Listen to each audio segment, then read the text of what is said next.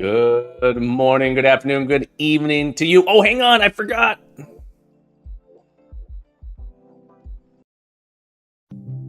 Stream is starting. The Captain Coder at the helm. Bean water is ready. Today we will learn a lot. He loves the questions, he loves to sing. Join our Discord, follow him.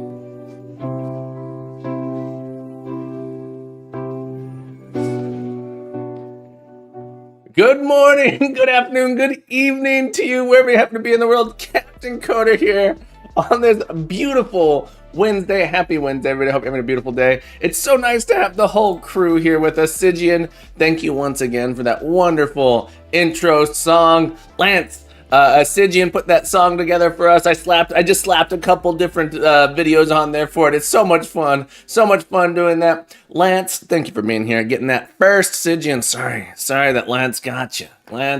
Dram, it's nice to be here. Sounds like Dram was sitting there waiting for that to get that first. The chat wouldn't show up. It was too slow. It got you. Gotta set up that IRC. Gotta write a bot to get that first. Gonna have to write a bot for it. Equal Gaming. Oh, it's so nice to have you here with us. What have you been up to, Equal Gaming? I hope you're having a beautiful day wherever you happen to be in the world. Solomon,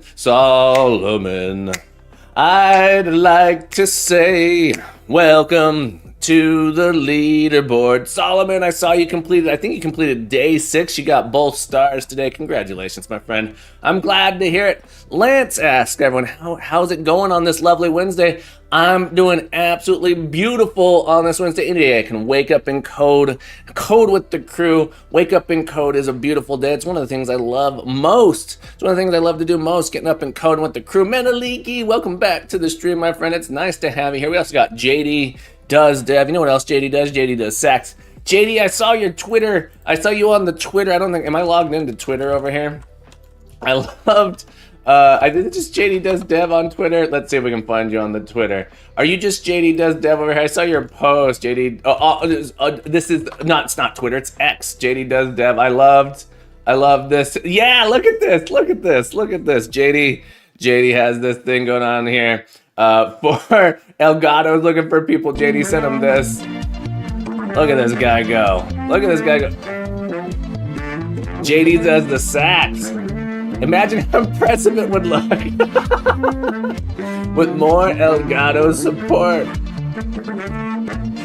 Look at that go. See, JD's too powerful for us. Oh, hang on. Was my desktop audio going? I can't tell. I think my desktop audio, was it on or off? Could you guys hear it? No, I don't know. Oh well. JD, how goes it, my friend? I'm glad you're here on the stream today. It's nice to have you. And Kylo, how are you on this beautiful day today? It's nice to have you here. And then Poggybit saying, hey, I'm Harry. Harry, how you been, buddy? How you been? I hope you're doing wonderful, my friend. It's nice to have you with us. What have you been up to? Solomon, are you going to try, you're trying out C#? Have you done C# before? So you're getting C# open just to check it out. I'm just curious. But yeah, the intro's so much fun. Menaliki, I'm glad you're here with us. It's so nice to have you here on this beautiful Wednesday. All right, folks, what are we doing today? What are we doing? We are still working on Advent of Code. There's 25 days. We're going to see if we can get through all of them. I see a lot of people streaming this Advent of Code thing. What is this? So I'm so glad you asked. I'm Menaliki. I'm so glad you asked. The Advent of Code is a little programming challenge competition. So Advent calendars, I'm not even quite sure what Advent is. The word, what is Advent? I think it's something with Christian. Beginning of the church liturgy, Advent is the season encompasses the 4 Sundays. All right, so these are like the 4 Sundays leading up to Christmas, I believe. But essentially, it's December, usually December 1st through 25th. It's the days leading up to Christmas. And so a lot of people do what's called an Advent calendar, where you have like a little calendar, a little box or something that you open one every day for 25 days. Some people will give each other gifts on those days, and it's just to celebrate Christmas kind of. But Eric Wastel created Advent of Code every day in December for the last many years. He releases a puzzle for people two puzzles, not just one puzzle, two puzzles every day for you to try and complete. And it's so much fun. They let you practice your algorithmic thinking, practice your little coding basic skills. Some of them are really hard, some of them are really easy. They usually start out easy and then get progressively harder as the season goes on. It's not always true. This year has apparently been pretty hard. Yesterday seemed like a pretty spicy problem. So that's what Advent of Code is. It's actually the reason I started streaming. I was teaching a class called Introduction to Competitive Programming, and I wanted to stream myself doing all of them so my students could see them. And so that's where I'm in. In Pure C this year, stuck on day 3. You can always, Harry, Poggybits. You're always welcome to skip. Well, maybe you don't want to skip one, but it's no shame in skipping a problem and doing some of the other ones, because they're not all, every problem's a little bit different for every person. But yeah, I love myself here. Poggybit says, I'm doing good, still working on the game. I'm getting good offer from French company, might switch job. Awesome. .NET 8 is out. I think you're sent out yet, but yeah, .NET 8 is out. Might want to optimize for speed. If you get stuck on one, there's no shame in skipping it. Look, by the time I'm doing these, the leaderboard is completely full. I'm not doing it as a competition. I'm just doing it for the fun because I love doing these little coding challenges, these little coding problems. They're super fun for me. I really enjoy them. But we're on day 6 today. So far, so good. We've managed to complete all the puzzles on stream so far. We'll probably start getting into it. And days that is very easy, thinking of introducing my girlfriend to coding. Oh, that would be fun. Ninja Ola, welcome to the stream, my friend. Ninja Ola, what a great name. Ninja Ola. Is that it correct? Ninja Ola? Let me know if I'm pronounced wrong, but Ninja, I'm happy to have you here. We're gonna hop in to day 6 here. I haven't seen it yet, but we're gonna take a look. Pretty accurate, gotcha. I was thinking Olay might be another way to pronounce it, but we'll go with Olay. I think has an E with the accent on it. All right, here we are, day 6. Wait for it. The ferry quickly brings you across Island. After asking around, you discover that there is indeed normally a large pile of sand somewhere near here, but you don't see anything besides lots of water and the small island where the ferry has docked. As you try to figure out what to do next, you notice a poster on a wall near the ferry dock. Boat races open to the public, grand prize and an all-expense-paid trip to Desert Island. That must be where the sand comes from. Best of all, the boat races are starting in just a few minutes. You manage to sign up as a competitor in the boat races just in time. The organizer explains that it's not really a traditional race. Instead, you will get a fixed amount of time during which your boat has to travel as far as it can, and if you win, your boat goes the farthest. Farthest? Is it farthest or furthest the correct way to should there be a U here? It goes the farthest. It should be the furthest. Don't worry about, look, we're not wordologists. And Bleesif. Oh, Bleesif. I'm probably saying your name wrong. Oh, yes, Bleesif. Blackif. Thank you for following Captain Coda today. Thank you for the follow. Let's keep going here. Happy Wednesday, my friend. Welcome aboard. As part of signing up, you get a sheet of paper that lists the time allowed for each race and also the best distance ever recorded in that race. To guarantee you win the grand prize, you need to make sure you go farther in each race than the current record holder. Is it farther? You gotta go farther or further? Farther or further? The widely accepted rule is farther when being literal and discussing a physical distance. Okay, well, apparently I don't know how things work. Apparently I decided it was bothering me. All right, we got it. The organizer brings you over to the area where the boat races are held. The boats are much smaller than you expected. They're actually toy boats, each with a big button on top. Holding down the button charges the boat, and releasing the button allows the boat to move. Boats move faster if their button was held longer, but time spent holding the button counts against the total race time. You can only hold the button at the start of the race, and boats don't move until the button is released. For example, here's a time distance. Coding Chemist, welcome back to the stream. I'm glad you're here with us. Saying, I think you'll like the puzzle today. So far, I've liked all of the puzzles. So far, I've liked them all. They've all been super fun, but we'll see about today's. I don't know if there's, I'm trying to think, were there any puzzles I didn't like last year? It's an interesting point. Yeah, look, I just like this stuff. I like this stuff in general.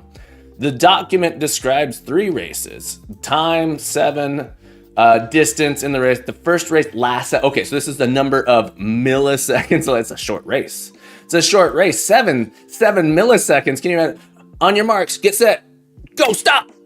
Oh, the number of milliseconds you have there. Can't even, look, this is ridiculous. Sijian, welcome back, my friend. I'm glad you're here. Sorry you got robbed on that first a little bit. Sijian was the first one in chat, but not the first one as it started. Coding Chemist, get the, guys, exclamation point first, get those bonus points, exclamation point second, third, fourth. You can do all of them. I think it goes to 10. Your toy boat has a starting speed of 0 millimeters per millisecond. Millimeters per millisecond.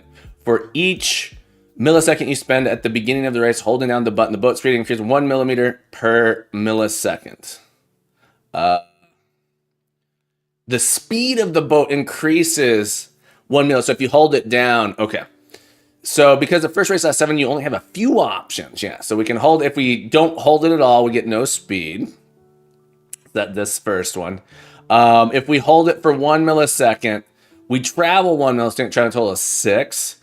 2 goes 10, because we have 5 milliseconds to travel, okay. Gee, it's nice to see you, my friend. 3 goes 12, so we have 4. 4 goes for 3, we have 12. Okay, so we have, all right, so this puzzle, well, we'll see what they're asking right there.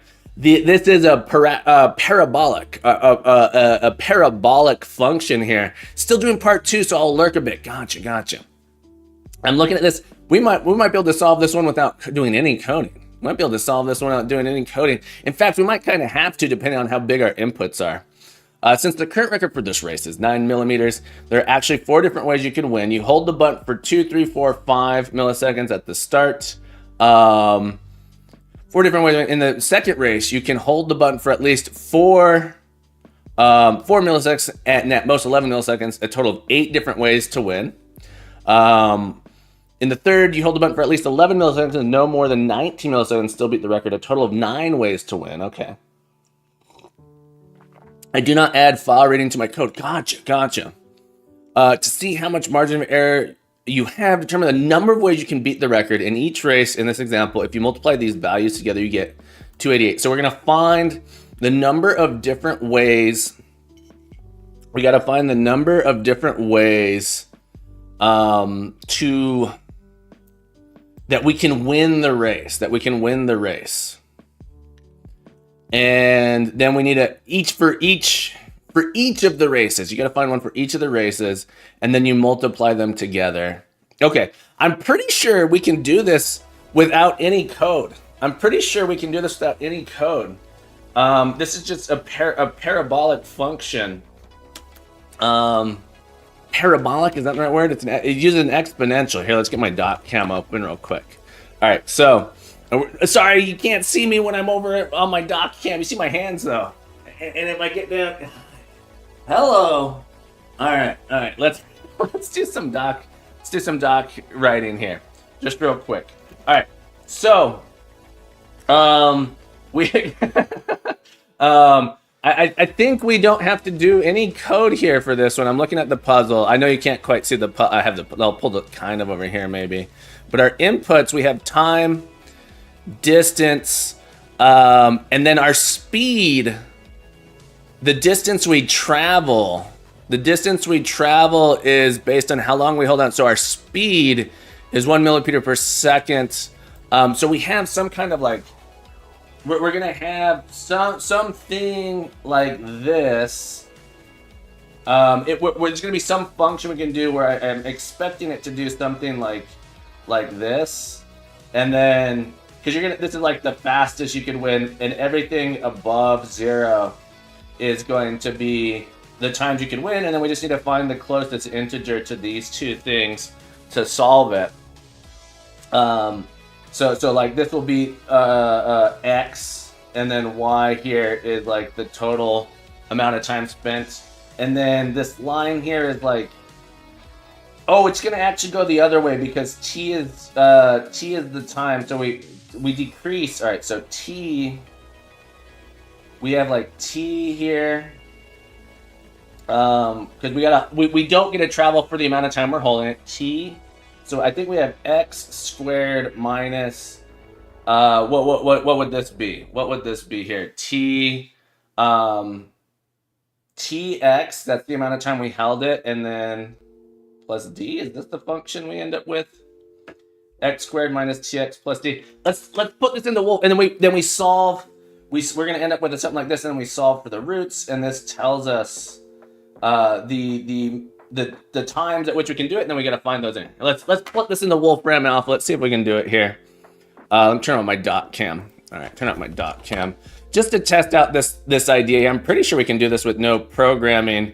It's like purely mathematical. Let's go to Wolfram Alpha. RAM Alpha. It's Wolfram Alpha still free? When I was in college, Wolfram Alpha was free. Okay, so we have x squared minus tx plus d, where t is equal to, and what are our inputs? Pull this over here. T equals, ooh, I clicked the button, 7, and d equals 9. Let's see what this looks like.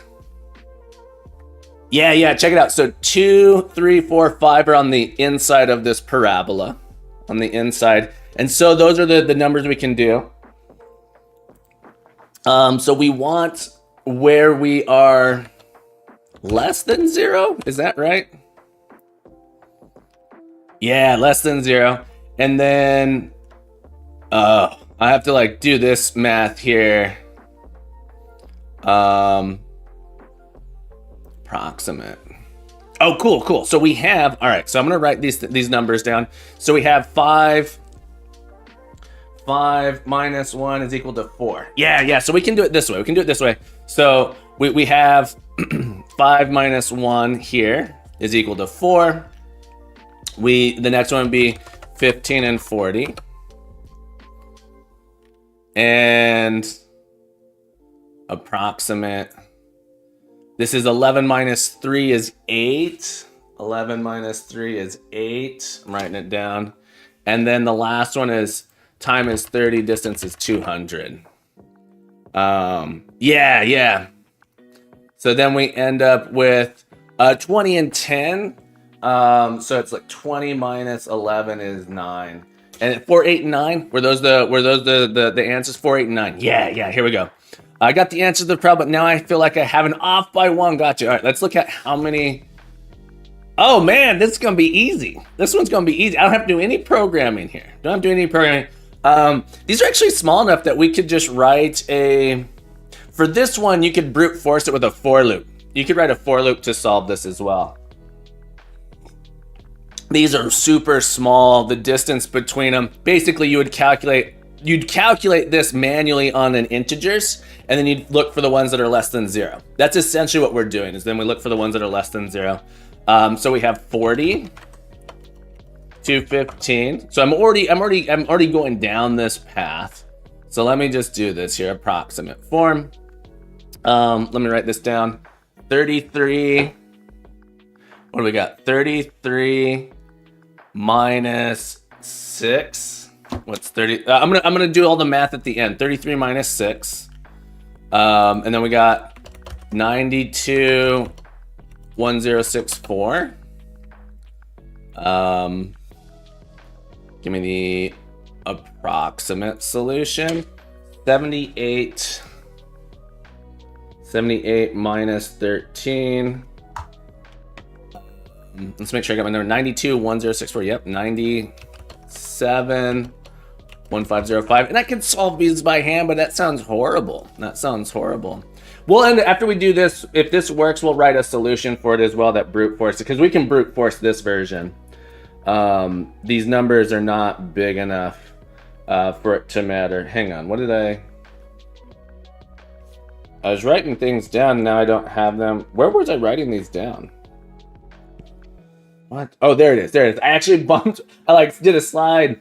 All right. So then we have 77 minus 19, and then the last one is 90 and 1100. So we might actually be able to just do this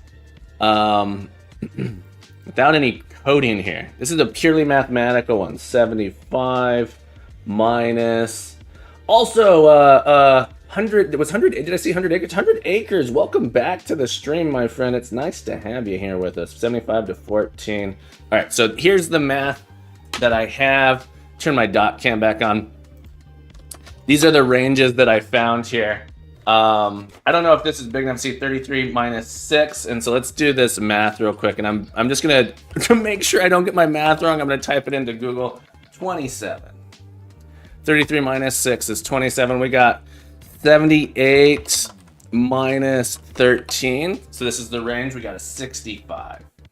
77 minus 19. 77 minus 19. We've got a 58, and then 75 minus 14. 75 minus 14, 61. 61.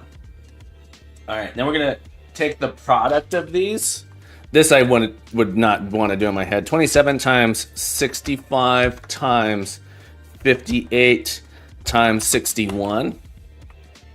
It's a big number. It's a bigger number. All right, I'm not gonna.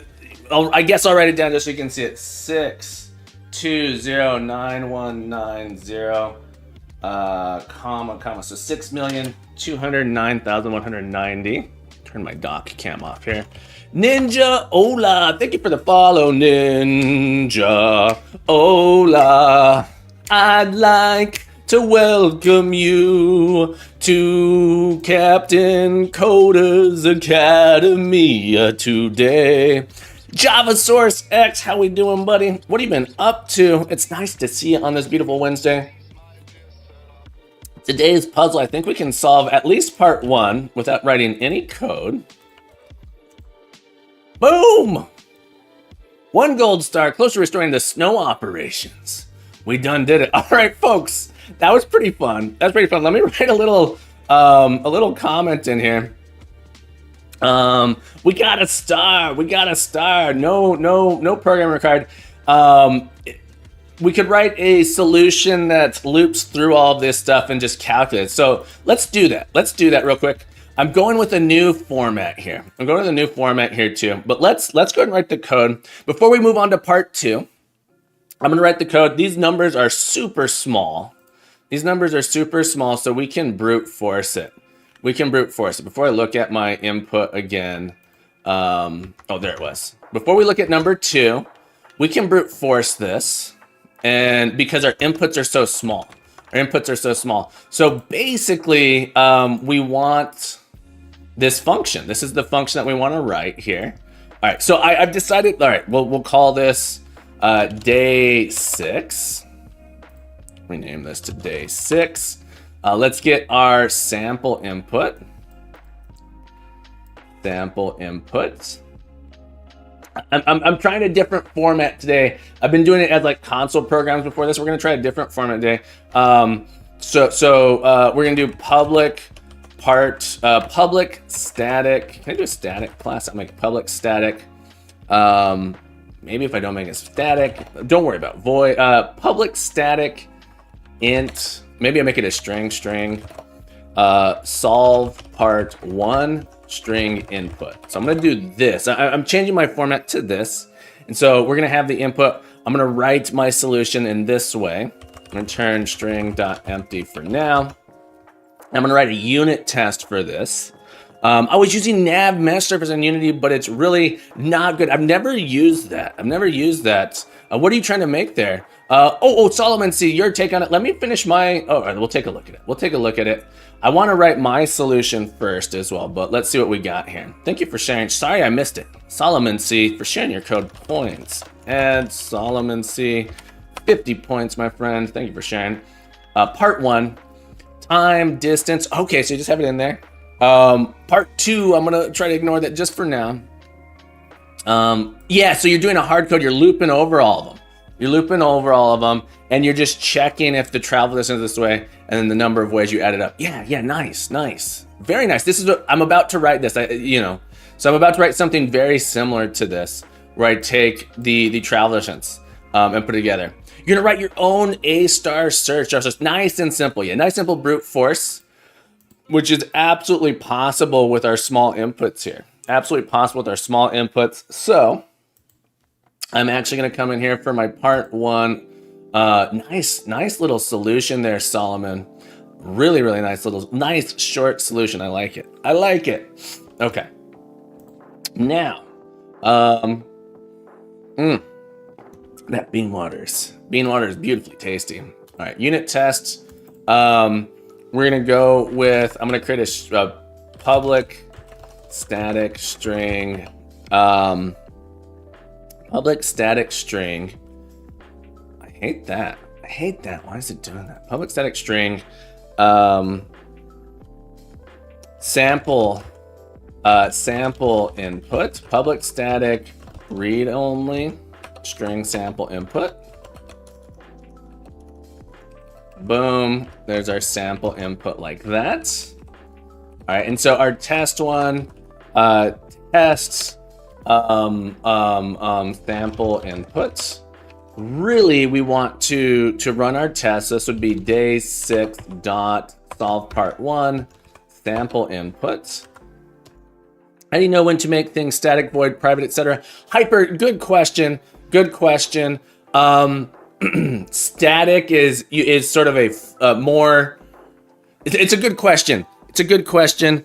Right now, static means there's only one of these. So in this case, static is meaning, let's rename this as well. Day 6 tests, right? Static means that there's exactly one copy of this thing. And so if I don't want any duplicates, I know that there's never gonna be another sample input. I make it that way. I could very well make this private. No one else is gonna use this outside of here. So I probably wanna do that. In this case, because I'm wondering if I can make a fact private. Public means it can be accessed in other areas. Typical object-oriented practice says make everything private and then only make things public if you have to. String result here is this, and we want to assert. I'm going to use shouldly. Using shouldly, I'm going to say result dot should be, and then the result, the result on the sample input was 288 here. Can a public function use a private function in the same class? I think you're asking the following. So I have a public function here, and the public function can access the private in the same class. So private says that only the data, only between these curly braces inside of this class, that's the only thing that can access it. So it's hidden, it's a private member, it's only available within that scope. So it basically says, these are called, I think, privacy modifiers, or they call access modifiers. Access modifiers, they determine who can access it. Public means anyone can access it. Private means pretty much no one can access it. You can only access it within this class here. And then there's protected and internal, and then Java has something called package private, which is very similar to internal. All right, so this is our day 6 test here. Let's reload this real quick. It's gonna fail. Let's just make sure it fails, and we're gonna write an implementation for part 1 here. But it should be 288. I use protected all the time. Ooh, I almost never use protected. Protected, I would be curious to know what you're using protected, why you're using protect .NET. Am I not building somewhere? .NET test. Internal, private. Private is usually like so sometimes things are default. Protected is saying that your subclass can access. I don't know why this isn't working, and that's really disappointing, but that's okay. Inheritance situation, yeah. Protected means that subclasses can access it. It is, I don't use Outside of interfaces, I don't use inheritance all that much. So I typically don't end up with protected stuff. Interfaces I use a lot. That said, though, there are times when I've done abstract classes and I have some sort of protected. It's usually when you're building some sort of framework or something. I want someone to extend this to add functionality, but I typically do it with in interfaces. Good for template method pattern. Yeah. So there's specific patterns where it's good. You can get into like dangerous, well, not necessarily dangerous, but sticky situations with it. All right, so let's do a parse here. Let's do a parse here in our times and distances. Let's do a split, input.split on the new line here. And so this is going to give us, just so we can look at this real quick. We're gonna split this on the new line. So we split on the new line, and then we have two options here where we have the bottom and the top of it.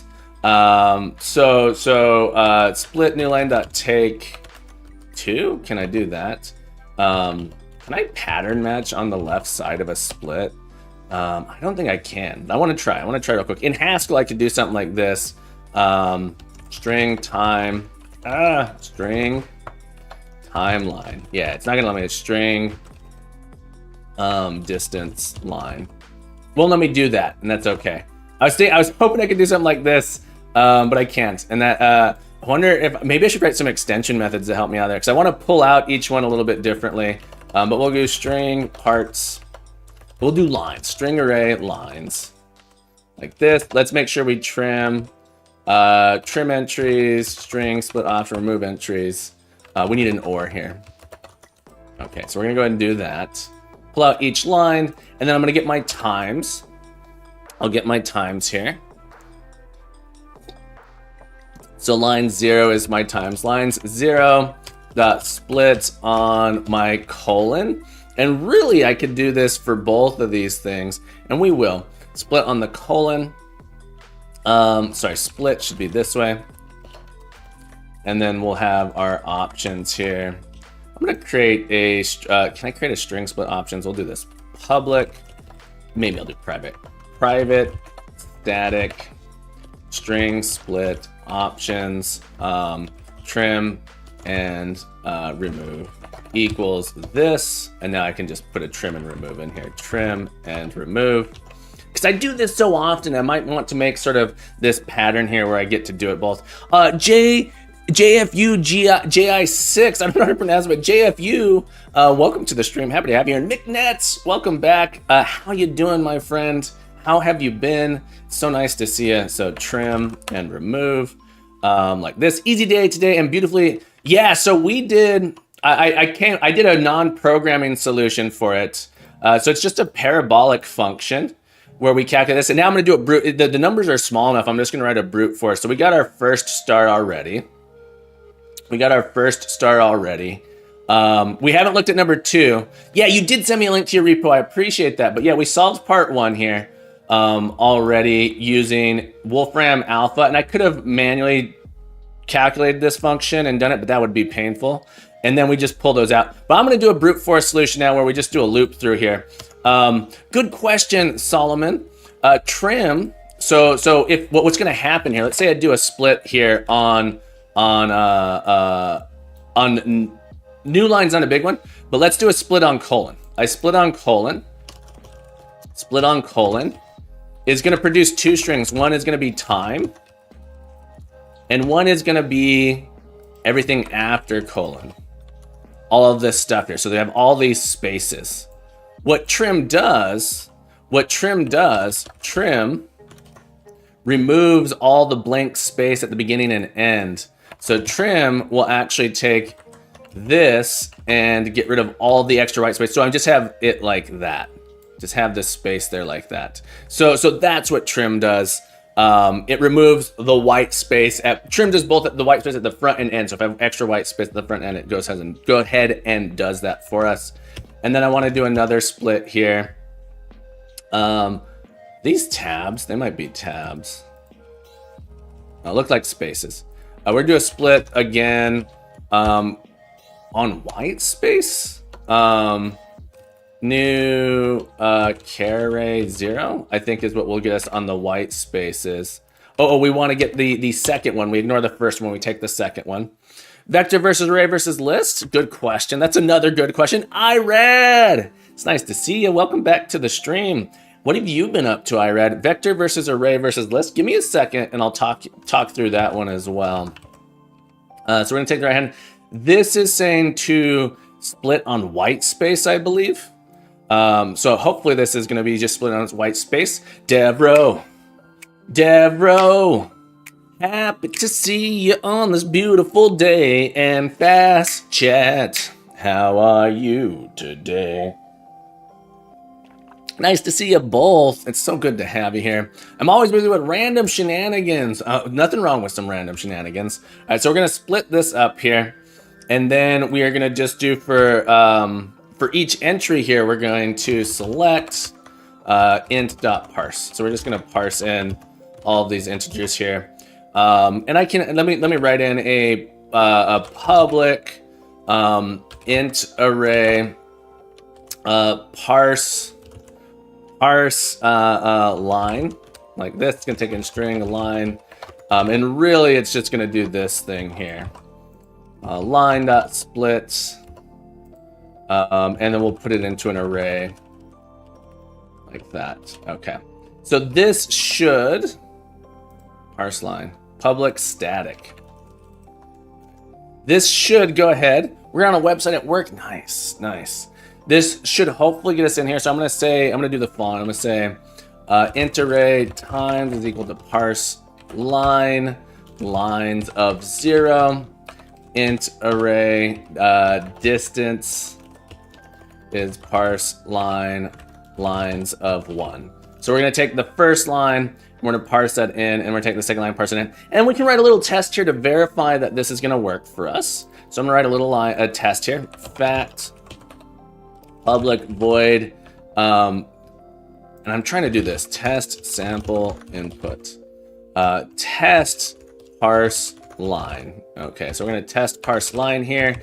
And we're going to take in a string line and an int result like this.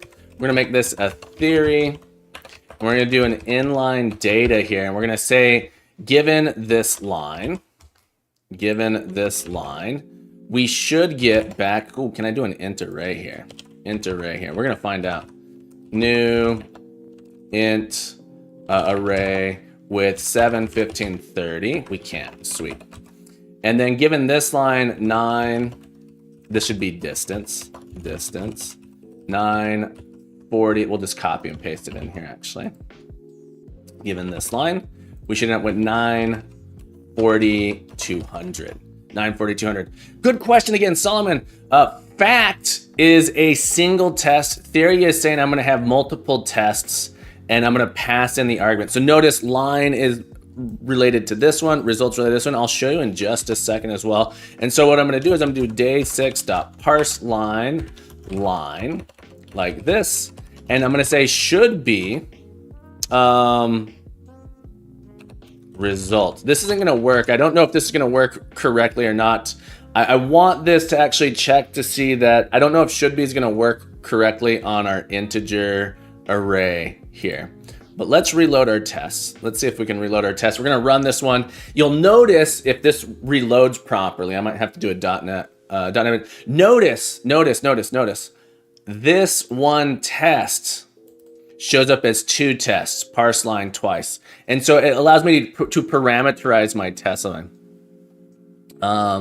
It should be return false. I don't quite understand what you're asking there, but I'm gonna test this real quick just to see something here.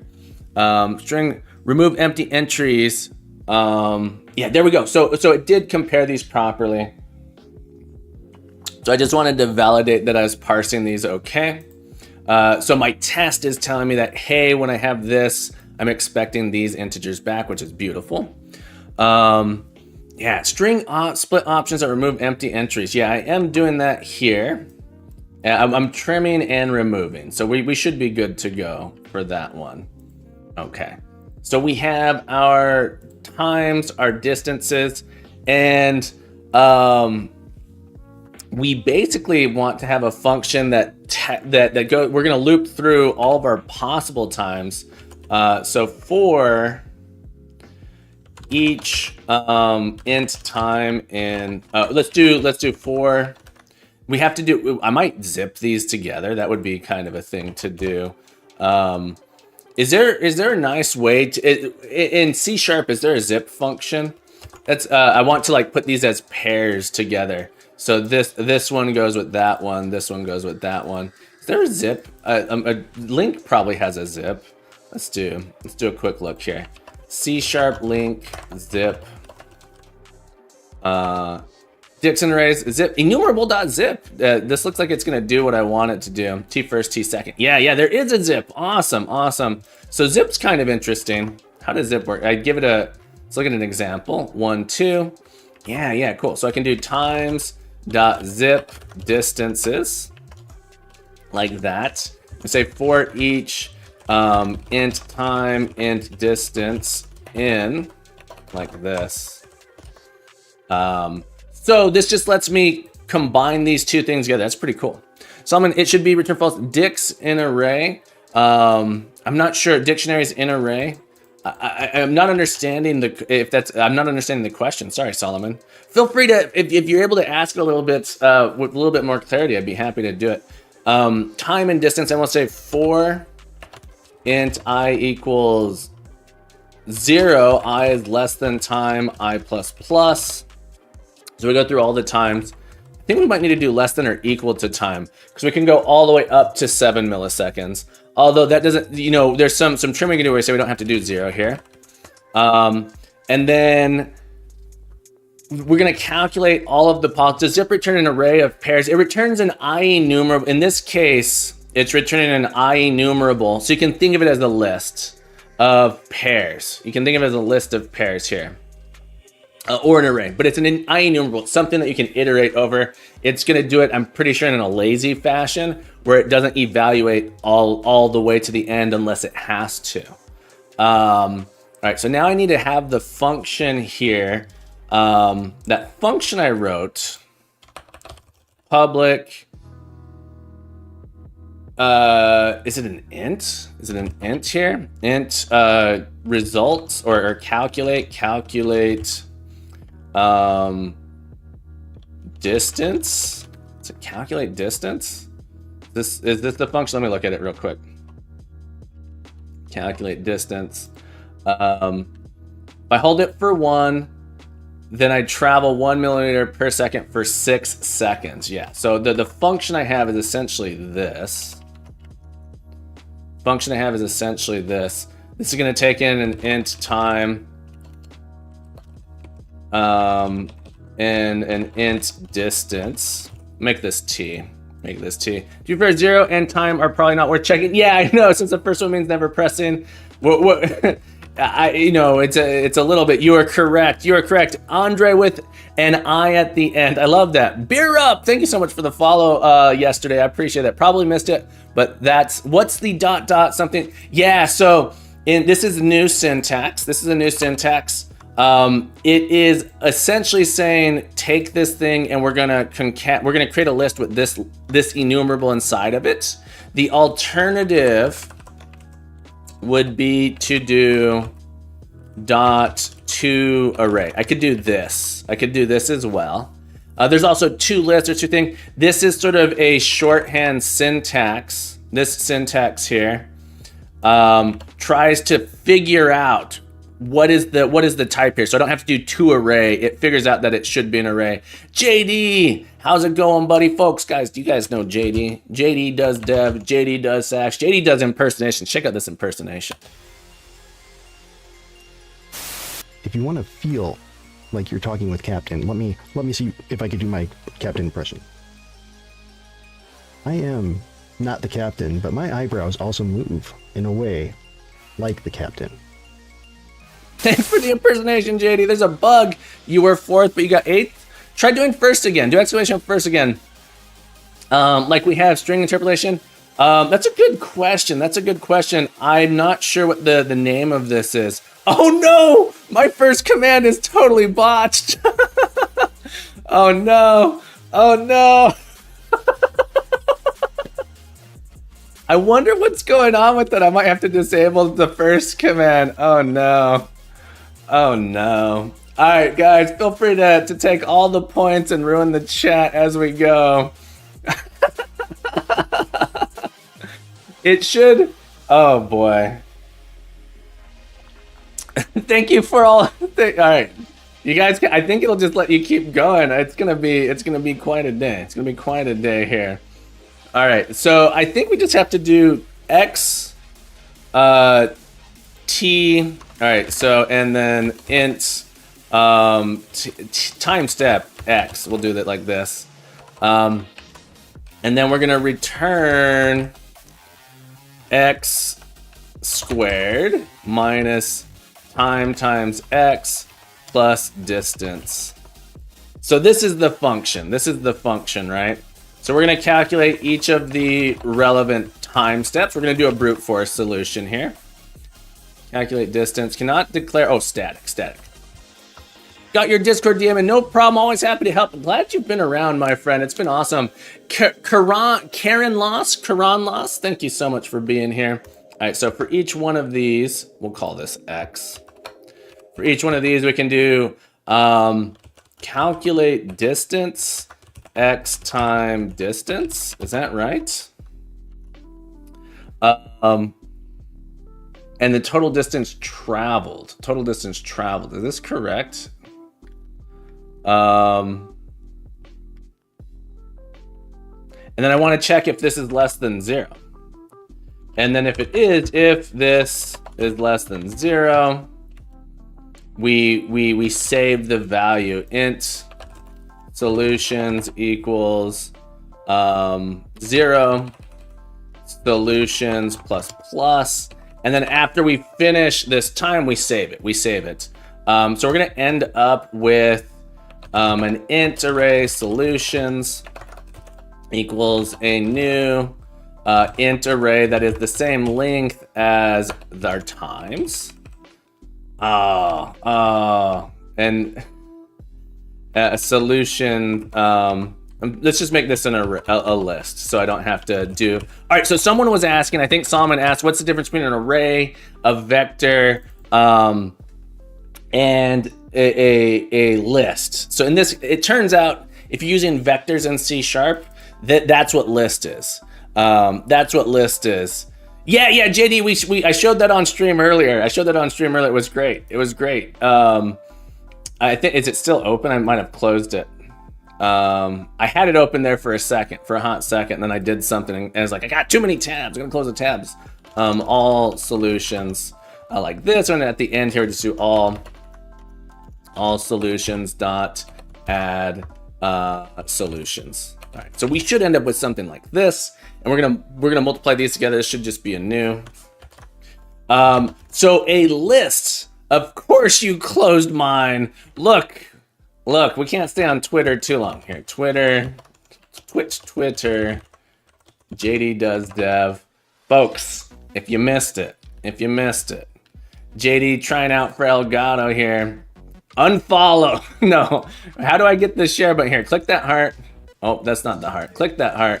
Click that share, repost. How do I share this? Where's the share button? Here, we'll click on there we go. Boom, unfollow JD, there we go, folks. Go unfollow JD. No, go follow JD. Help him get a sec. I closed you again. All right, so down here, just to verify, we're gonna come in here, we're gonna do all solutions dot product. There's not a product. We can sum. I'm a little sad there's not a product. They're really not a product. All solutions dot sum exists. Wow. All right, so we're gonna do an aggregate then. Aggregate x, y goes to x times y. And I think we have to specify that we start with 1. Or is 1 go in the beginning? 1. There we go. So this will do the product. Int x, int y. So it's going to product this in. Int solution equals and we'll do solution.toString. All right, let's try our tests. Thank you for the what? Thank you for the what? But yeah, we're working on an admin of code here. All right, so we pass. All right, this is the brute force solution. This is the brute force solution. How does one overcomplicate a simple test? By overcomplicating it. Yeah, by overcomplicating it. Okay, so we're gonna create another input here. So testing, if you're writing tests, you want to keep them as simple and straightforward as possible. I typically try to follow something called AAA testing, which is arrange, act, assert. So arrange in this case is setting up this. This is essentially my arrange. Oh, you're saying, did I overcomplicate it? A simple test, did I overcomplicate it? If you feel like I overcomplicated it, maybe I did. Maybe I did. I feel like this is about as straightforward as it gets. All right, so now I want to take my actual inputs.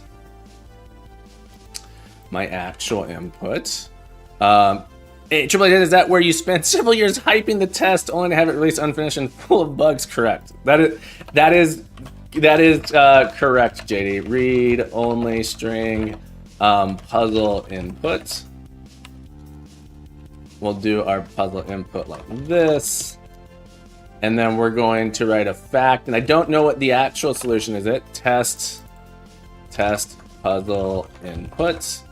We'll solve part one. I don't know what this should be. Is this going to be on our puzzle input?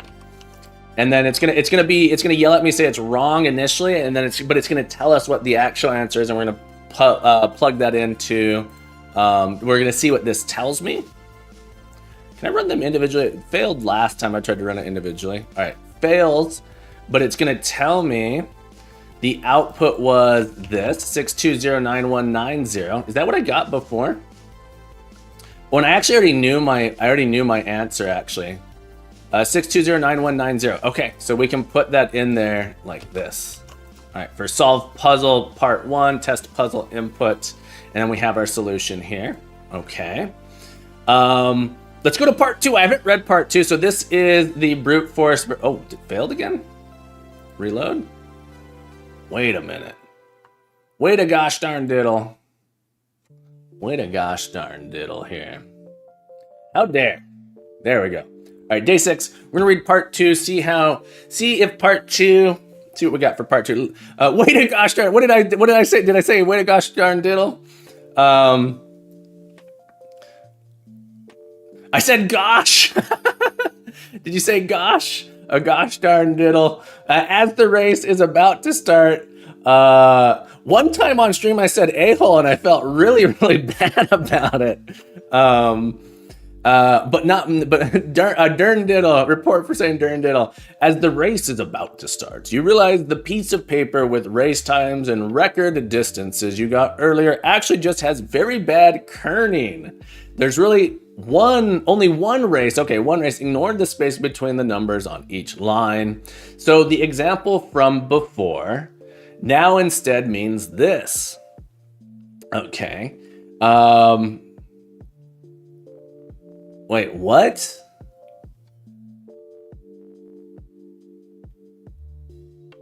Ignore the spaces between. Oh, ignore this. Sorry, my brain was like, what math did we apply to translate this to that? We didn't do any math. We just took away the spaces. I was like, what is happening here? Okay. All right. We got it.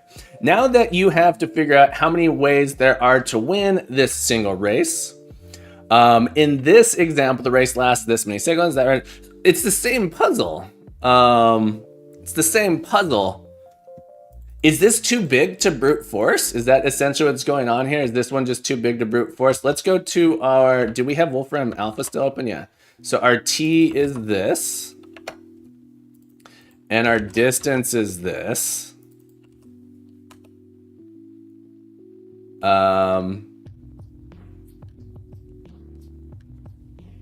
14. Can I see the last solution here? I didn't even realize we could do that. If I kept clicking more, can I just show last data download? View a complete list of available formats here. I just want it in the text file. I really just want the first. No, I'm not going to pay for Wolfram ammo. Not too big for my C++. All right, well, let's get the approximate solution here. Oh, that's not bad. 71,516. 71516 minus 13. Is this my solution? 71,503? No, it's not. Wait, where did my Wolfram Alpha go? Did I type these numbers in wrong? 530 to 94020.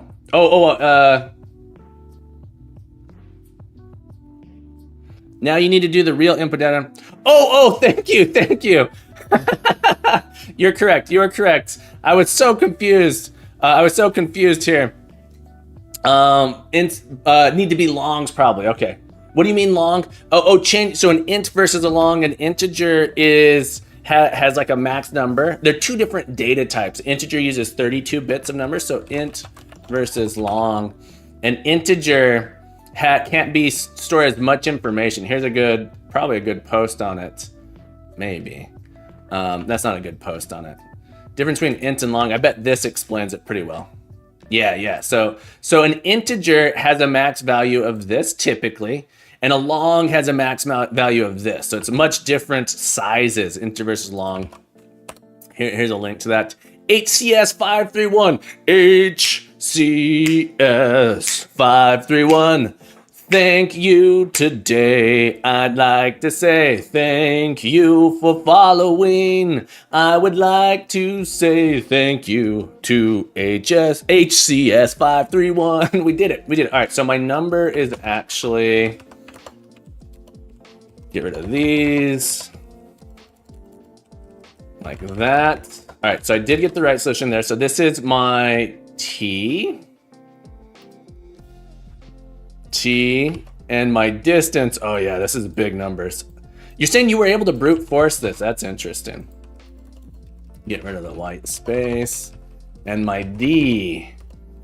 This is how big the distance is. Get that D in there. Why don't you use uBlock origin? uBlock origin. Oh, to block ads? I could do that.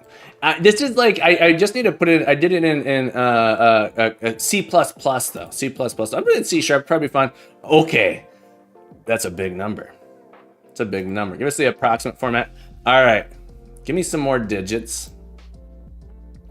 We need to subtract, my brain. We gotta count digits. All right, so we have, I need to count 7 digits here, so it's 3, 4, 1. All right, 1, 2, 3, 4, 5, 6, 7. 4, 7, 3, 7, 4, 3, 9, 0. Minus 6. I need 6 digits here. 1, 9, 1, 2, 3, 3. I think this is gonna get us the answer. I might have an off by 1 error here. No, it's an image. It's like losing. Oh, if I click plain text. Oh, I could. That would have been the smart thing to do. Did I do my math wrong? All right. Boom! We didn't have to write any code. We done did it, folks. Alexito the Burrito over on YouTube. Thank you so much for being here. I hope you're having a beautiful day, my friend. We got 2 stars, folks. You can do this one with no code. That's awesome. You can copy the text from the result. Yeah. Just plug it in your code and you'd be done already. I just want, it's true. I could just plug it in there. Let's go ahead and write the code now. Is this your job? Ion Hammers, welcome to the stream. This is not my job. So my full-time job. So for anyone who's new here, I am Captain Coder. Captain Coder is me, and me as a computer science educator, I teach. My full-time job is teaching computer science and programming full-time, but the 40 hours a week, full-time programming. So yeah, I teach computer science and programming at a school for ages 10 to 14. So they're young students. I was in industry for a long time, for many, many years. But I am, I became a teacher like 6 years ago. I've been teaching for a long time, but I became a full-time teacher, I think like 4 or 5 years ago, maybe 6 years ago. And then I started at the school I'm at. The new school I'm at now is fully remote online. I've been there for 3 years. Ion Hammers, thank you so much for the follow. Ion Hammers, I would like to say welcome to the stream, my friend. And I hope you enjoy your stay at Captain Coder's Academy. Thank you so much for following. Do you know what grade you need to do AI though? Like artificial intelligence? Alexito the Burrito, have a beautiful day. Remember, keep coding. Keep growing, be the best you can be, and you're welcome back anytime. Have a beautiful day. All right, so what grades do you need to do AI? Your students must be experts at coding. Some of them are quite good. All right, so we got that. Let's finish up by adding in, that's cool. Let's finish up by doing test sample input part 1, test puzzle input part 1, and we're gonna add a part 2 to this. Today's pretty easy. Wolfram is good. So yes, I want to do software engineering. I think grades, I mean, if you want the degree to speak, I mean, if you're talking about doing computer science degree in like college and university, I think grades are only important for the entry level. I think demonstration of your skill and sort of a portfolio is much more important after a few years. It'll help you get your first job or an internship. Void tests, sample input part 2.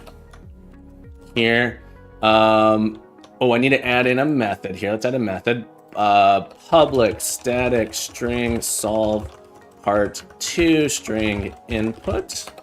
I wish Smab was here. He'd be so proud of me. He'd be so proud of me for this. We'll just copy this down here. We're gonna modify it in a second. Format documents. And part 2. We're gonna come here, solve part 2, the result for the sample input. Let's go back today. I love the little picture that's from here. I love the little islands that we're getting. I can't wait to see Desert Island. My work is use low code to build apps. Very cool. What low code framework do you use? You're from England. Awesome. I like to think I'm a pretty fun teacher. I like to think I have fun. My students usually give me some pretty good feedback. All right, so the expected output for this one is this one here, part 2, and then we'll do we know what the solution is for full input, test input, part 2, our puzzle input here, we shouldn't do sample input, puzzle input, and our solution should be this. We managed to get it already, okay. Let's refresh and rerun this. It might break here. Microsoft Power Automate. I've never used that. Ion Hammers, are you studying computer science, software engineering? All right, so these two are breaking. But basically, the solution for this is going to be quite simple. So part 2, we can do the same parsing here. Are you studying computer science, software engineering? I'm just curious what you're studying. But I think grades are only important for that first job, by the way. Yeah, and in fact, a lot of places, if you just have like this great things, have you used a quadratic function to solve for it or iterations? So I did, I solved it without coding first. So I used Wolfram Alpha to solve using a quadratic. And then I said, oh, the numbers are small enough, we can probably brute force it. So I went ahead and did a brute force solution for part 1. And it turns out for part 2, we can kind of brute force it as well. I think we can brute force it for part 2. So I'm going to do the part 2 brute force now. I don't mind low code stuff with like node-based Logic, node-based logic. I'm not a fan of block coding, though. I'm not a fan of block coding. MechNits, did I answer your question? This isn't all solution. We're only going to end up with one solution. We parse these line time. This is going to end up being, let's do just a long. Distance, time and distance here. So parse line is going to give us back, and then we're going to do a join on, can I do a join here? Hang on, I'm going to do, this is me being bad, string.join. We're just going to join these with no spaces, and then we'll do a long.parse. Can we do that? All right, this is what we're going to do here. Parse line. I can make another one public, static, long, parse, parse line, part 2. String line. This is a bad here, but we're going to take it and do this. Essentially, we do parse line. Oh, this should be a forward arrow. And this should be parse line. That. And I'm just going to do parse line part 2 on line of 0. Parse line part 2.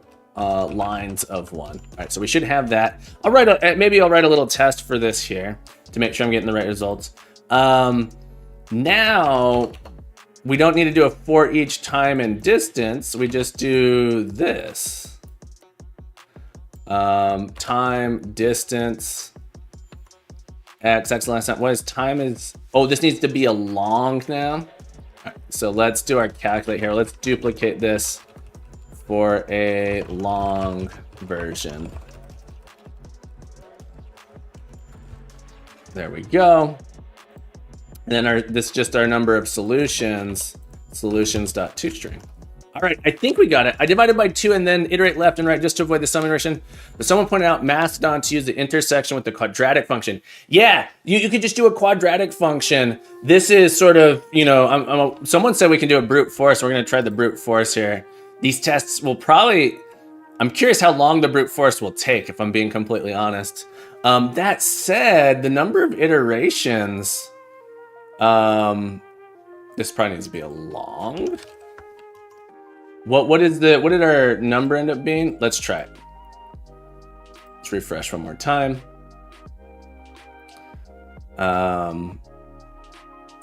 Irad says, I've been following the stream for at least half an hour, but I didn't figure out what puzzle is about, but it seems fun. Gotcha. Yeah, so we're doing Advent of Code Day 6. Captain Coder Day 6. Advent of Code Day 6. So I pass on my input part too, but not my sample input. I might have just not set this up to be. That's interesting. This one passes, but the initial input doesn't, so we'll have to take a look at that. If you want to check out the puzzle itself, is listed here. And we have this input, and we're trying to, and we have a formula for how we calculate our speed. And we want to basically figure out, we're just trying to solve this puzzle here. Ben, welcome back. Welcome back to the stream, Ben. How are you? Thank you. You make me blush. All right, did I just type in the solution here wrong? This is, it runs incredibly fast. Numbers are incredibly small. The total is 71503. Why doesn't, there, 1 to 14, 71503. What is it saying? Oh, I had puzzle input. This would be sample input. There we go. I am kind of amazed that you can brute force with it. I think the sample test might be finding since it's, yes, exactly. CLBI, thank you for that. Points. Add CLBI, 50 points. Thank you so much, Brown. Should you get the sample? But yeah, there we go. All right, so we have it. The brute force solution works. Brute force solution works, which is nice. Kind of wild that the brute force solution works for part 2. That's usually not the case. But one thing you can note here, and we could probably do this programmatically to find these basically these are called the roots. Can I enlarge here? These position, I need to have Pro to zoom in. Here, we'll zoom in. We zoom in. Let's do a smaller one real quick. We could probably, and I just am not, didn't think of that. Like, let's just do it here. The input was small enough. Time 7, distance 9. Here, we'll do time 7, distance 9. So anyone who's just joining us, we actually solved this without programming initially. And the way we do it is like this. So we have our inputs here, and we have this parabolic function that you can see here. This parabolic function represents the output, how far we travel, depending on how long we hold it. We really only care about the integers, the integer ranges here, because they're milliseconds. But if we look in here, we see that the range for this input is 2 to 5. So we have 1, 2, 3, 4 possible inputs on the integer scale. So we can actually solve this by hand here. Maxwell, I just joined. Can't believe I'm seeing quadratics for day 6. Glad I gave up on day 5, but still glad to watch. I'm glad you're here. Don't give up. You can keep going, my friend. You can keep working on it. And so we solved this just using Wolfram Alpha, plugging in our inputs. If they had given us way more inputs, this would not have been feasible. I would have had to written a program or something to calculate these, but I was lazy. I only had 4, so I could do it by hand pretty easy, and that's super fun. I really like that. Hakuna Matata. What a beautiful name. It means you followed, and I'd like to say thank you, Hakuna. Thank you for following me. Hakuna Matata. Thank you so much for the follow. Happy to have you here. Can you paste the link? What link did you want, McNets? A link to this? I'm sorry, I don't know what link you're looking for.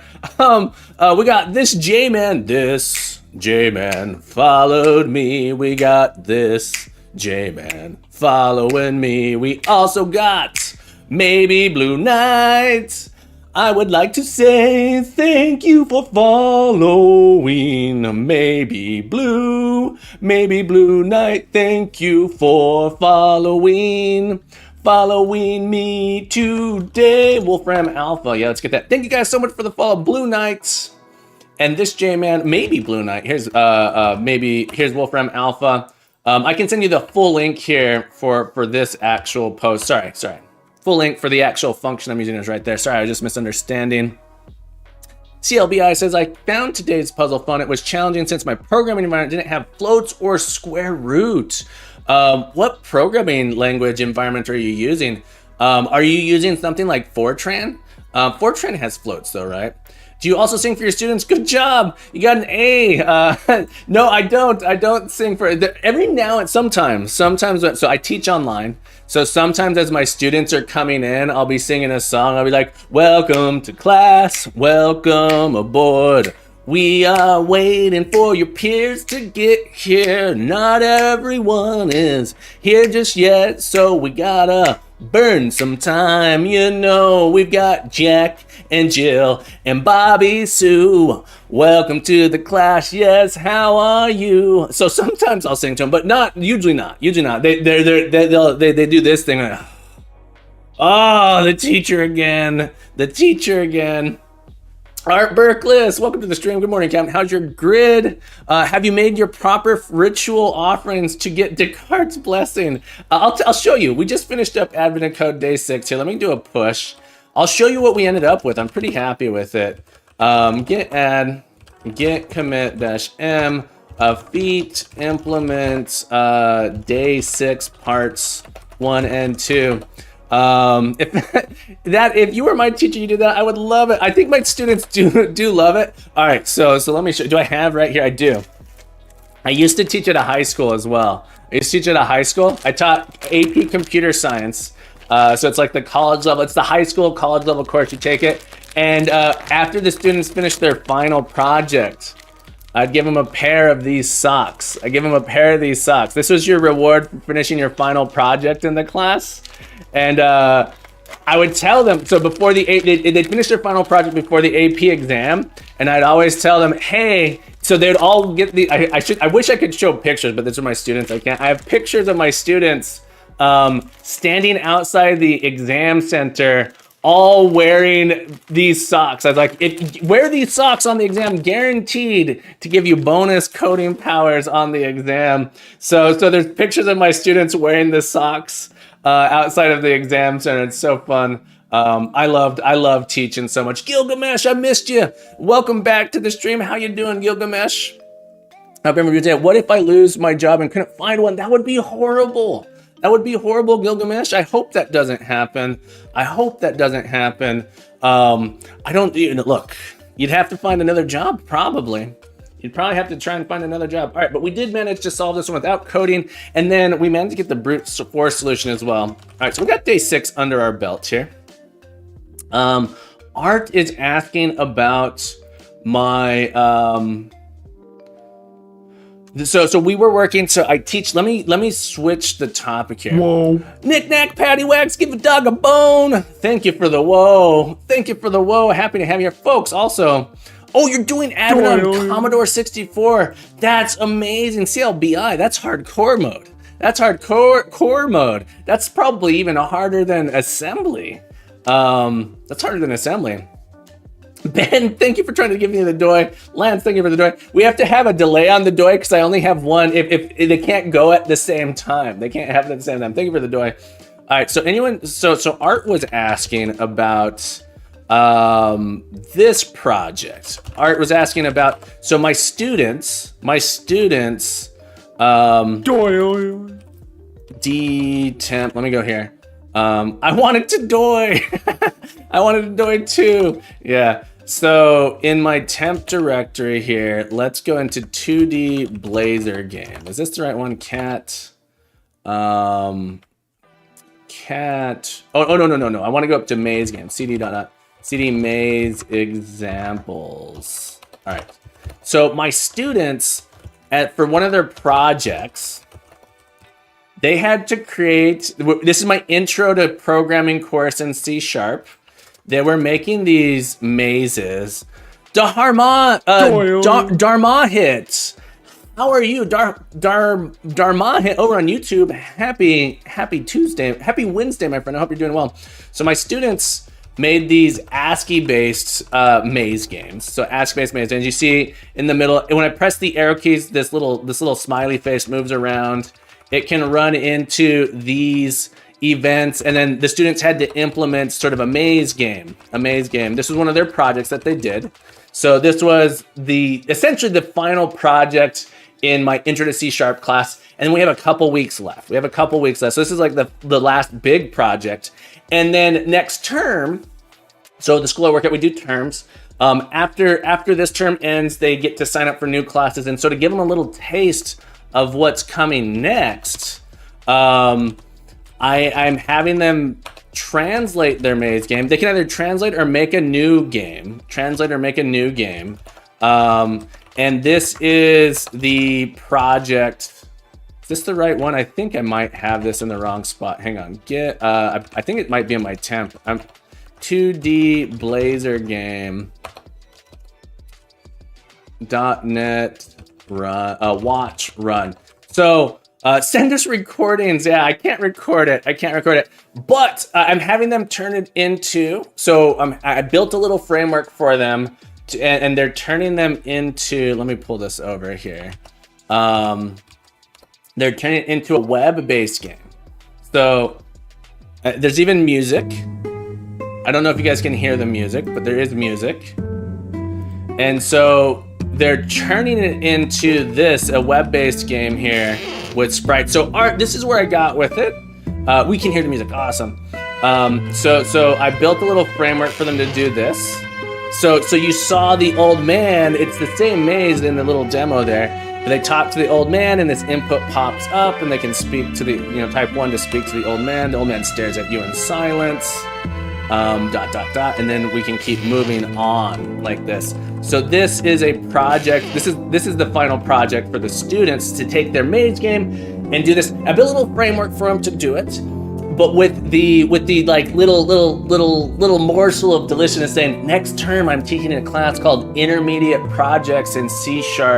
And I said you will learn how to do the framework for this if you take that class.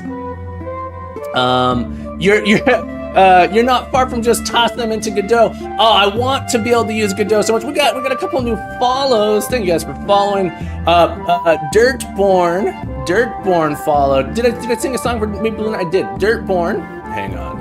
We got Dirtborn and Skojg. Dirtborn, I'd like to thank you, my friend. Yes, Dirtborn. Thank you for following me. Thank you for being here, and thank you for following me. Thank you for being here on this beautiful Wednesday day. And Skogzy, oh Skogzy. Thank you for following me today. Skogzy, thank you so much for follow. Dirtborn, thank you so much for follow. I took a wrong turn on the internet, ended up absolutely in the right place, I can tell. Well, I'm so glad you're here, my friend. Maxwell says, much more prepared than my teacher. She can even code or do math. Well, so, yeah, it's so interesting.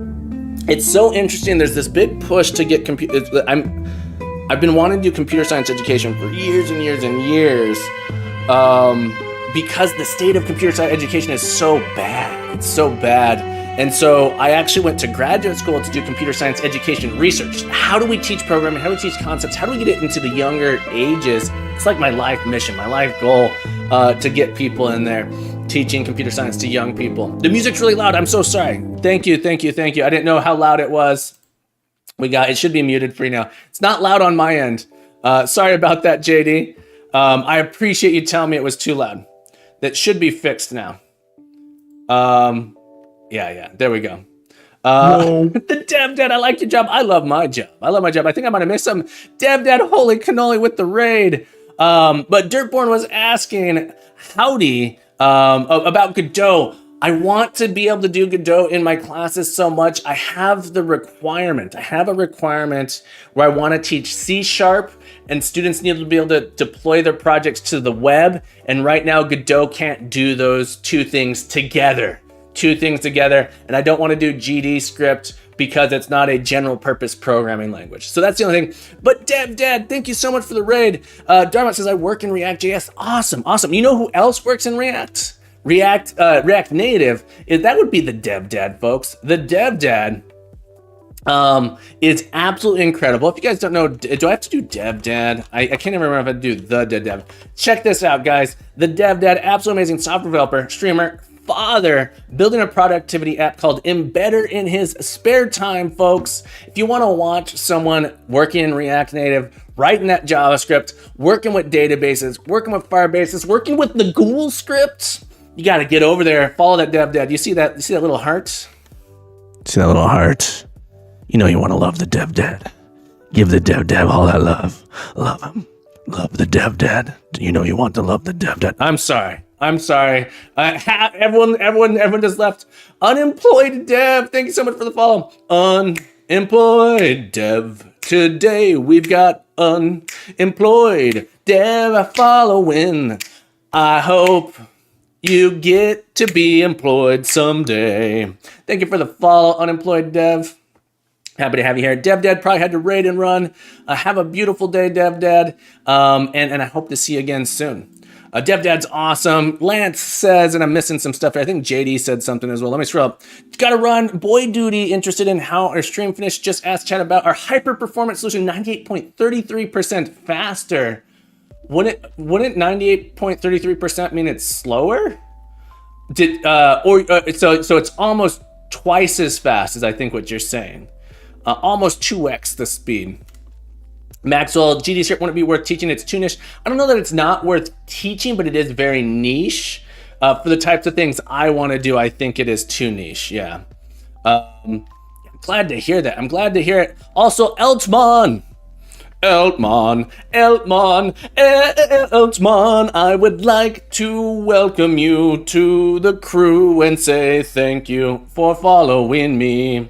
But yes, art, so we have this little framework together, and I'm not going to do much more with it, but you can do some nice things like changing out the images and stuff in there, so it's pretty straightforward. little script for them. So for this project, let me show you what it looks like here. Open it up just so you guys can see it. But we do have this here, and I'm sorry if I missed something. If I missed something in chat, feel free to copy and paste it. Feel free to copy and paste it. It's really, what the students are doing with it is really straightforward. I've written a bunch of code for them. So this is a Blazor project. So .NET has something called Blazor for deploying web projects with C# logic. Come on, why can't I get my mouse to make this bigger? There we go. And in this project, I have provided them with pretty much everything they need, and then they only edit this one file. For this project, they're told only edit this one file, program.cs. So they haven't really learned a lot about classes. Yes, IRAD-Dev, I mainly teach C#. It's my main programming language. Next term, I also teach music. So this term I've been teaching music as well, which is really cool. But for language-wise, I mostly do C#. I also teach web development, so JavaScript, HTML, and CSS.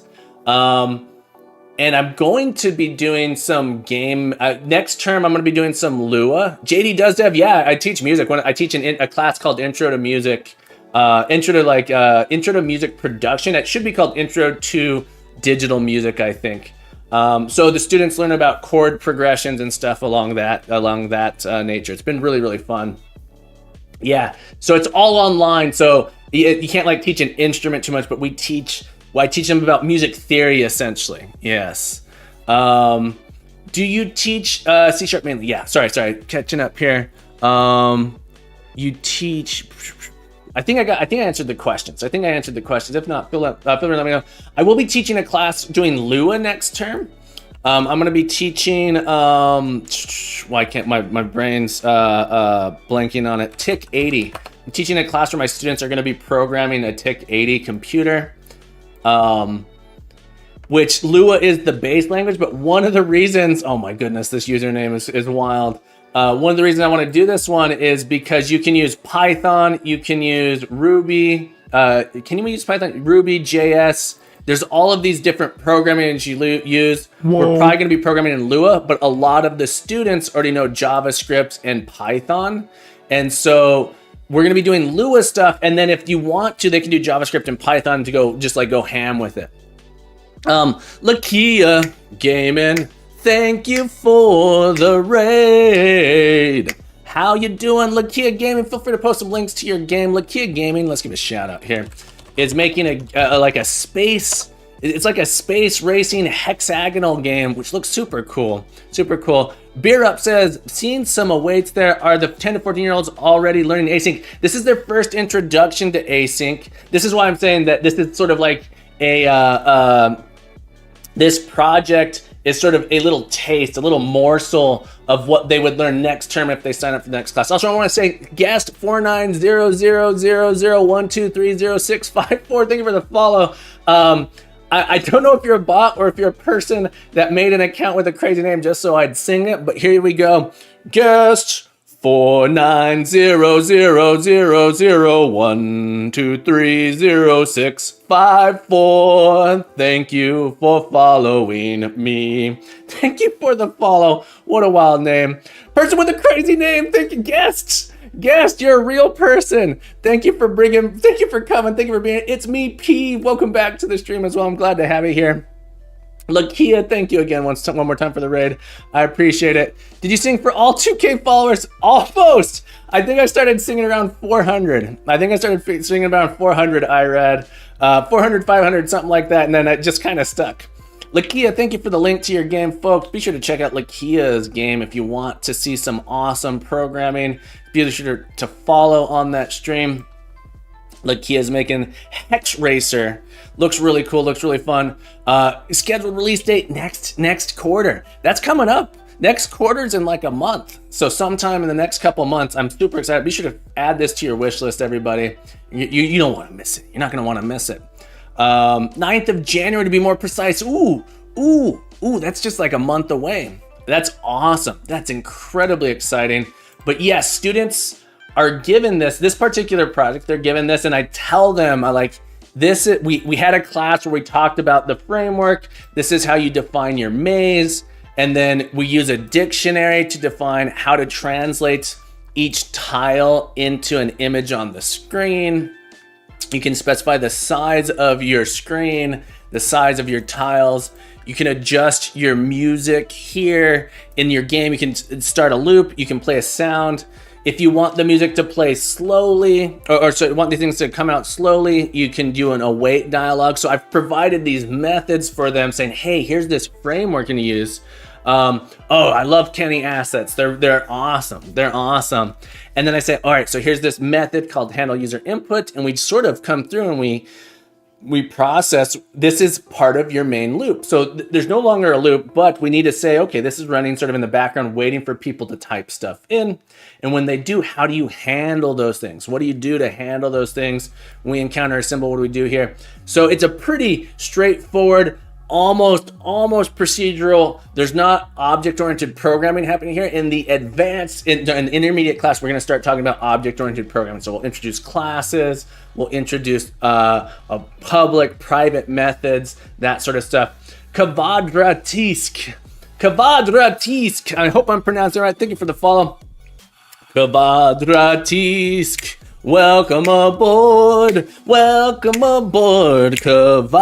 Kvadratisk. Thank you for the follow. Let me know if I pronounced that correctly. If you want me to, look, folks, Captain Coder wants you to feel welcome here. And one way I can make you feel welcome is trying to pronounce that name correctly. If there's any way I can pronounce that name more correctly, feel free to let me know, and I'll do my best. Paper Mario type effects on the adventure. So like the rotation.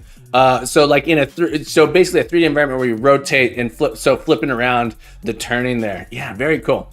All right, folks, we done did it. Folks. We managed to finish Advent of Code day 6. Whew.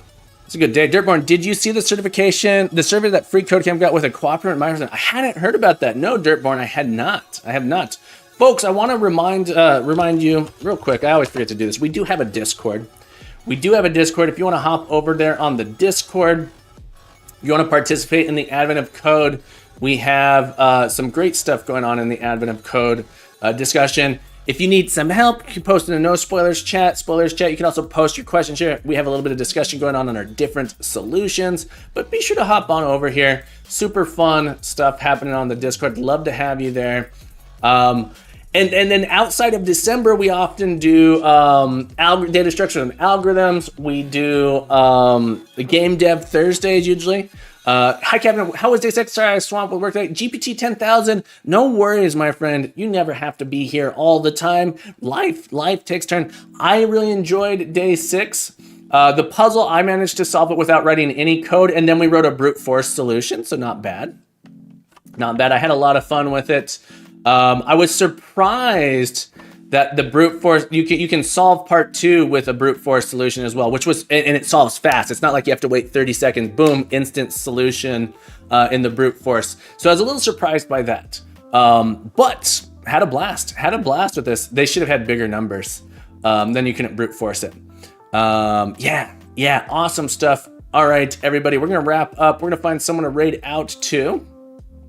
See if we can find someone doing.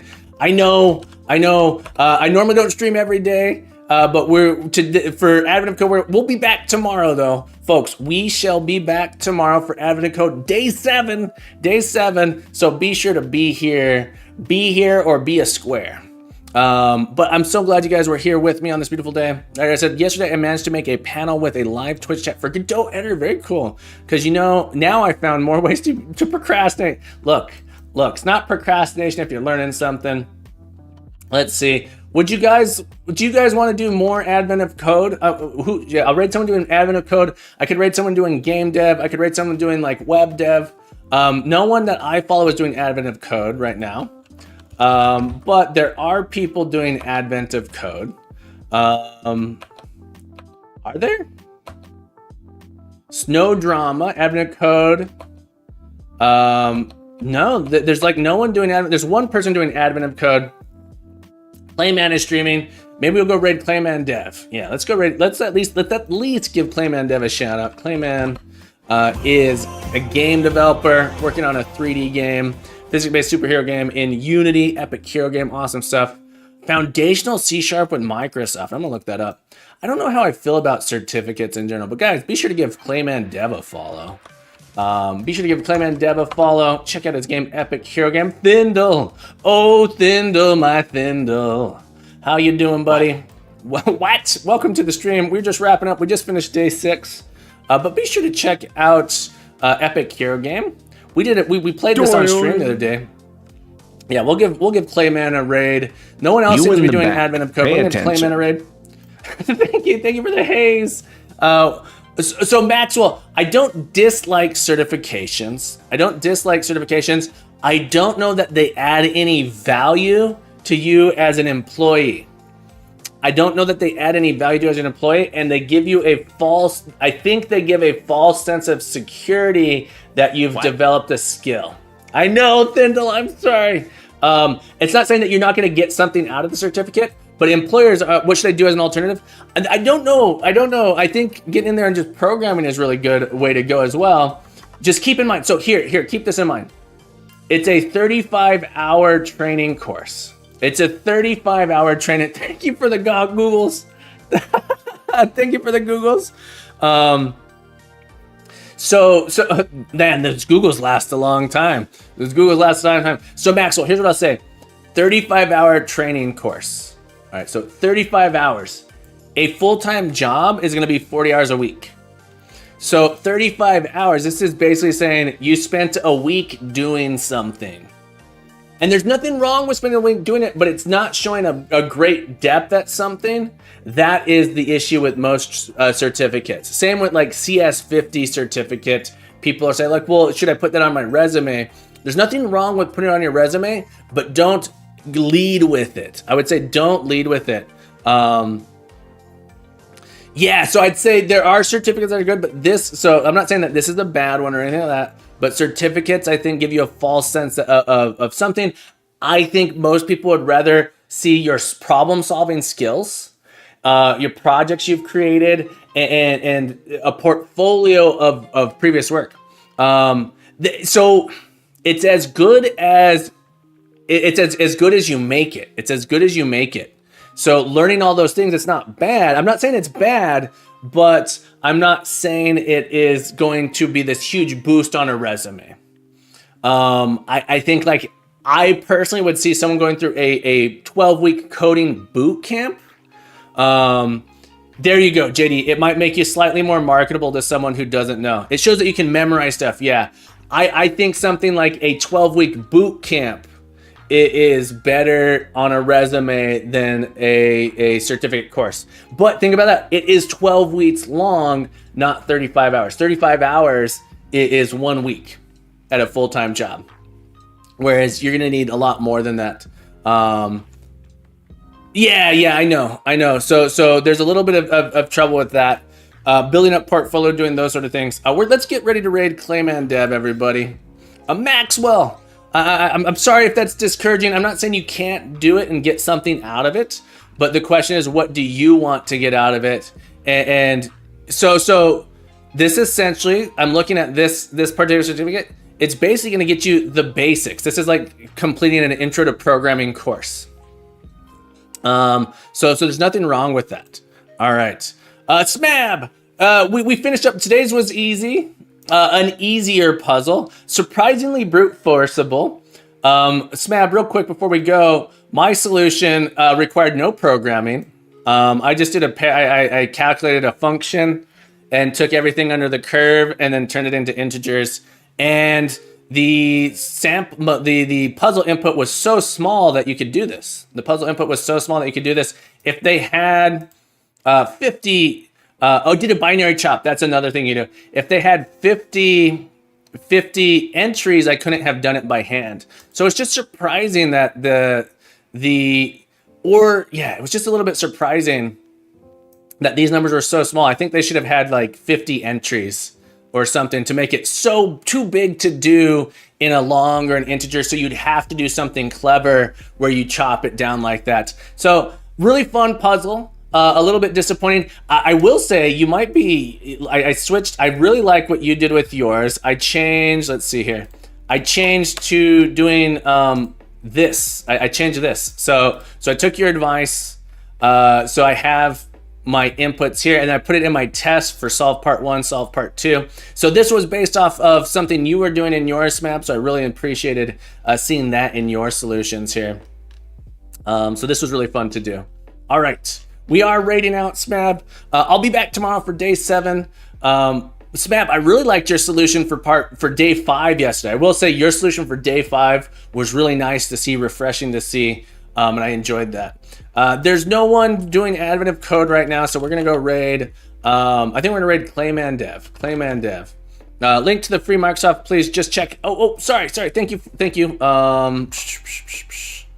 Microsoft, where did it go? Free Microsoft. This was the link that we got here. This is sort of like an intro to programming. There you go, Semper Fides. Thank you so much for asking for that. There you go, just to check it out. It's not bad. I don't think this is bad. I don't think it's going to say much. Looking at parts 1 through 6, you're going to learn the basics of C#. You'll learn the basics of C#. Allow. There we go. Or this one here. Foundational C# with Microsoft. Yeah, so Microsoft Learn is not a bad place to go either. Thank you so much for that. But yeah, if you look at this, I'm looking at these, and it's not that, you're literally just learning basic programming stuff. So this, my students, so Maxwell, here's what I'll say about this particular certificate. It's a good foundation. My students who have taken intro to my intro to programming course, it's an intro to programming course, it's just the start, would probably be able to complete this exam with very little difficulty. All right. We're gonna raid Clayman, folks. Have a beautiful day, Clayman Dev. Remember to keep coding, keep growing, be the best you can be, and you are welcome back anytime. Have a beautiful day, everybody. Bye-bye. We'll see you tomorrow.